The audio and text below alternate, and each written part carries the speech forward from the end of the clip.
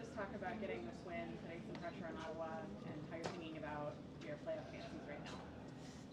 Yeah, I don't think it's how we wanted to win, but it's the win that counts. I wish we came out with the same speed and intensity we did against Toronto. We looked a little tired, but puts us in a better spot heading into the playoff run, and there's what, 3 games left. So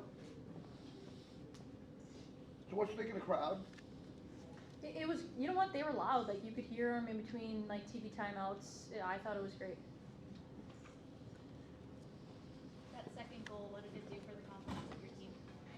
I think it was a little bit of a relief when it finally went in, and I think even our 2 goals versus Toronto, like, they weren't pretty, but they went in, and I think all year we've kind of been hoping for some pretty goals, and we have to realize that these are the best goalies in the world every single night we face, and so it's not going to be the pretty ones.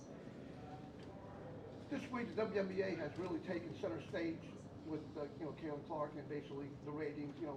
Matter of fact, it's 3 through 4 million.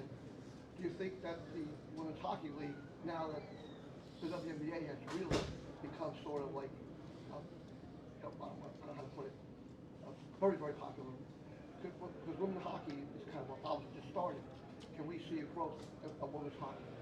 Yeah, I mean, I think that's our hope, right? We want to continue to grow this game, and I think if you look at the last 6 or 7 months and how far we've come, it's pretty incredible to think that we're sitting here today, at the Prudential Center, and some tremendous crowds today. Toronto, Montreal played in front of 21,000 fans, so set a new women's record. So it's pretty incredible where this game is going, and just continue to grow it. Coach, can you just talk about Costa's goal? It wasn't the most conventional, but she just laid it all on the line to get it across the net. Yeah, and I think hats off to her. I think she's had a tough go. She's been in the lineup, she's been a reserve, she's back up on a full SPA, and I think it was really nice to see her put that away. It doesn't matter how it goes in the net, but it goes in the net, and when someone works hard, good things happen and they're rewarded. So it was really nice to see. You've had a lot of players just come back from Worlds. You've had a lot of. I know you're going to continue with Shropshire out for D1s and new players in the lineup. You've had some shuffling with the trades. How are you keeping this like a coherent system that all the players can keep in their minds going into Worlds? Yeah, I mean, we knew that Shafsel was going to miss for her Worlds, and we're excited for her. She's in her hometown country, playing for her country, and we wish her well. And I think we just kind of got to move on and do what's best. And I don't think we've had too much shuffling of the lines from yesterday to today, and I don't see us shuffling them moving forward. But I think we're, hopefully settling in here to find some chemistry within these lines. Do you feel that doing that quick trip after going against Toronto prepared you for coming into a team that hasn't played in a long time? Yeah, I think it can be a good thing or a bad thing. I mean, I think it's nice that we had a game under our belt, but I also know the girls coming back from Worlds it's a pretty grueling, exhausting, 2.5 weeks, and so I think they could have used a little bit more rest, and I think we noticed that a little bit today, but they really grinded it out, and Franco stood in yesterday or on Wednesday and today and played great for us. Without her, I don't think we'd come out with these 2 wins. After Worlds, did you consider playing your backup after the Worlds?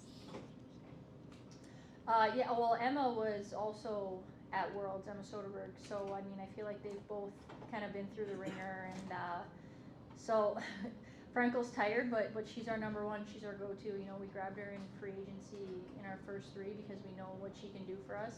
We saw it at the World Championships for Team USA, and we're going to continue to see that for us moving forward. Coach, what do you think the difference was between that game at UBS and tonight, where it was another one-goal performance this time you guys? A lot less penalties. I think it was probably 7-1 penalties for us, and I think it makes a difference, right? Like, this game is so fast and it's physical, and we want to see 5-on-5 hockey, and we got to see that tonight. And so I think that was probably one of the biggest differences, is we weren't in the box for 14 minutes of the game. Final question? Thank you, guys. Thanks. We'll have to talk about scoring your first goal in the PWHL and what that was like for you. Yeah, obviously an exciting moment. We were holding our breaths a bit just on the long replay, but I mean, it was just great to be out there. My mind was clicking that whole shift. Anyone on the ice could have scored for about probably 45 seconds there. So I was happy that I was able to reward that great shift. It was a really good line that you got deployed on now that you're up on your full SPA. You just want to talk about your line mates and how you feel that things are coming together. I think I can speak for all of us. We were just chatting about it, how great we thought our chemistry was for not having a practice together before. We were communicating a lot, which I think helps us all on and off the ice. So we were really happy with our play. We had a lot of chances, and looking forward to next game. Lexie, you had a goal and an assist tonight. You also came down from Ottawa. What's the transition been like for you? Honestly, Boston's been nothing but welcoming. I feel super lucky. The girls have opened me with open arms, and just trying to be where my feet are. And I said this a lot, like any game you get to play in this league is a great one. Doesn't matter where you are, but I'm super fortunate to be in Boston. It's been great so far.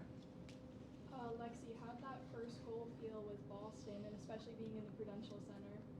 I mean, anytime you get to play in a venue like this, it's pretty special, and to help my team get the win was even more special. And I think, like Costa was saying, our line had a great night, and I think all the lines had a great night, and someone was bound to put one in, and it was just lucky it was me today.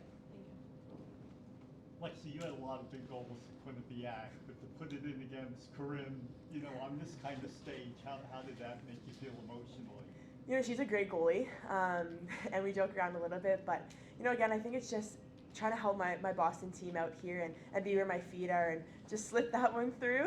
I'm not really sure how it happened, but I'll take it. But creds to her, she still had a great game. Frankel was super solid tonight. How does that push the rest of the team to play? I think it starts from the back end up, and when you're confident in your goalie, helps you be more confident, take pucks to the net, and we know she has our back, especially coming after Worlds. I'm sure she's got a lot of ice time lately, so for her to hold it down back there definitely helps the team. My question would be more along the lines of the WNBA really putting the spotlight on women's sports. Do you think that can really help this league? Oh yeah, I think women's sports are up and coming right now in so many ways. Basketball, soccer, and now you have us here in hockey, and it's just the beginning. And because of Caitlin Clark and everything she's doing, and a lot of those women down there, and I think it'll definitely help us. And just excited for where the game's gonna go. We talked to a lot of young girls who play hockey who are just absolutely so inspired by these teams. If you had to say something, both of you, to all of the girls who look up to you, what would you say? I would say just keep going, keep working hard. We're only going up from here. It's only going to get better. It's only going to get more exciting. There's a ton of momentum right now around women's sports, so just keep going and enjoy the ride. And I think for me, coming from a small town, I didn't think I could achieve my dreams, and here I am living it. So it doesn't matter where you come from. If you dream it, you can really do it if you set your mind to it. What's the mood in the room now that you guys have catapulted into a major playoff contender now? Within the last, couple of games, all of a sudden you're right there. How is the atmosphere now among the girls? Yeah, I mean, the vibes are pretty high. Our team has been pretty even-keeled the whole year. We've been building. We've had good opportunities. We've had good games that just haven't gone our way. We've had a lot of close games. So the girls are, the vibes are really high, and we're just going to keep that momentum going into the rest of our season. You talk about coming back after Worlds, if you guys weren't at the tournament, you were doing team building stuff in the middle. How was that for you as a group, and what's it like coming back after the break? Yeah, they were doing work down there at Worlds, and we were working here for 3 weeks, and we're just excited to have everybody back together. But we knew no matter where you were putting the work in, and it was time to get to business when everyone was back. So it's been great to have the group back together, and obviously a good start here following Worlds. Thank you, guys. Thanks. Thank you.